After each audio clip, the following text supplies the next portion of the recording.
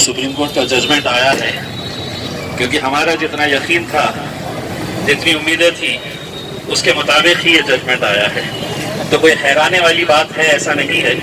सिर्फ अदालत ने इतना कहना बाकी रख दिया था कि ये मस्जिद को शहीद नहीं किया गया था। उस दिन हवा तेज चल रही थी और मस्जिद खुद ब खुद ढह गई है। अब अगर इस तरह के अगर फैसले आने लगे तो अगर हमारे इस मुल्क की न्याय प्रणाली के ऊपर ही, और जो इस मुल्क की सबसे सुप्रीम, सबसे अजीम इंस्टीट्यूशन है, अगर उसी के अंदर अगर हमारा विश्वास अगर ख़त्म हो जाएगा, अगर हमारा यकीन उसी के ऊपर ख़त्म हो जाएगा, तो सोचिए ये मुल्क कहाँ पर जाएगा। ये बहुत ही अफसोसनाक और शर्मनाक बात है कि जिस तरह का आज ये फैसला आया है।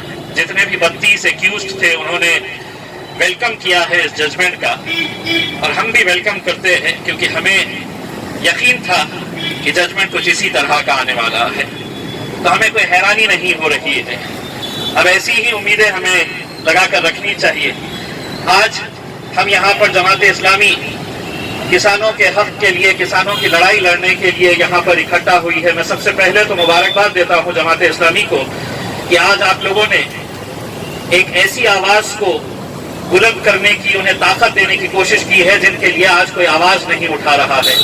ये बहुत ही अफसोस की बात है। और जैसा आप लोगों ने देखा होगा कि लोकसभा के अधिवेशन के अंदर मैंने भी पुरजोर तरीके से किसानों के ये बिल के खिलाफ आवाज़ उठाई। कई ऐसी राजनीतिक पार्टियां हैं जो आज भी ये समझ रही है कि ये बिल किसानों के हक में है। दरअसल एक आम भाषा के अंदर, एक सादी सी भाषा के अंदर अगर हम इस बिल को अगर हम एक्सप्लेन करना चाहे तो जब जियो यहाँ पर लाया गया, अंबानी साहब का जियो जब आया यहाँ पर, तो हर एक को यह कहा गया कि अब जियो मुफ्त में मिल जाएगा। तो सारे लोगों ने अपने नेटवर्क छोड़कर जियो को कबूल कर लिया। और जिस वक्त जियो के पास एक बहुत बड़ी ताकत बन गई, जियो के पास जब ये ऐसा लगने लगा कि अब हमारे पास पूरे सब्सक्राइबर्स हमारे पास आ गए, तब जियो ने यह तय किया कि अब इसका रेट मैं तय करूंगा।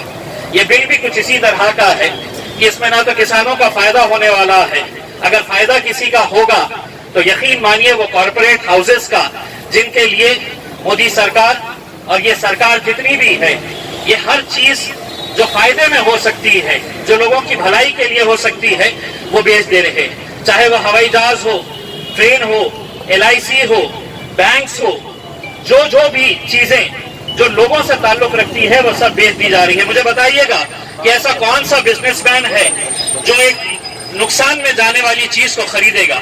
लेकिन क्या वजह है कि ये नुकसान में जाने वाली चीजों को सरकार बेच रही है और खरीदने वाले महज वही 2, 4, 5 लोग हैं। बार बार वही लोग आते हैं और वही खरीदते हैं। दुनिया में कोई ऐसा कारोबारी नहीं होगा जो ये जानता है कि मुझे इसमें से 2 पैसे नहीं मिलने वाले हैं। ये समाज सेवा करने के लिए तो ये खरीद नहीं रहे हैं, चाहे वो हवाई जहाज हो, ट्रेन हो, LIC हो, बैंक्स हो। बैंक्स के अंदर आप बैंक ऑफ महाराष्ट्र को अगर देखेंगे तो प्रॉफिट मेकिंग बैंक है, लेकिन उस प्रॉफिट मेकिंग बैंक को भी आपने बोली के ऊपर लगा दिया है, उसे भी प्राइवेटाइज करके एक प्राइवेट किसी के हाथ में सौंपने की कोशिश की जा रही है। ये किसानों के बिल के ताल्लुक से मैंने कल के दिन ही कन्नड़, गंगापुर, वैजापुर के अंदर किसानों के बीच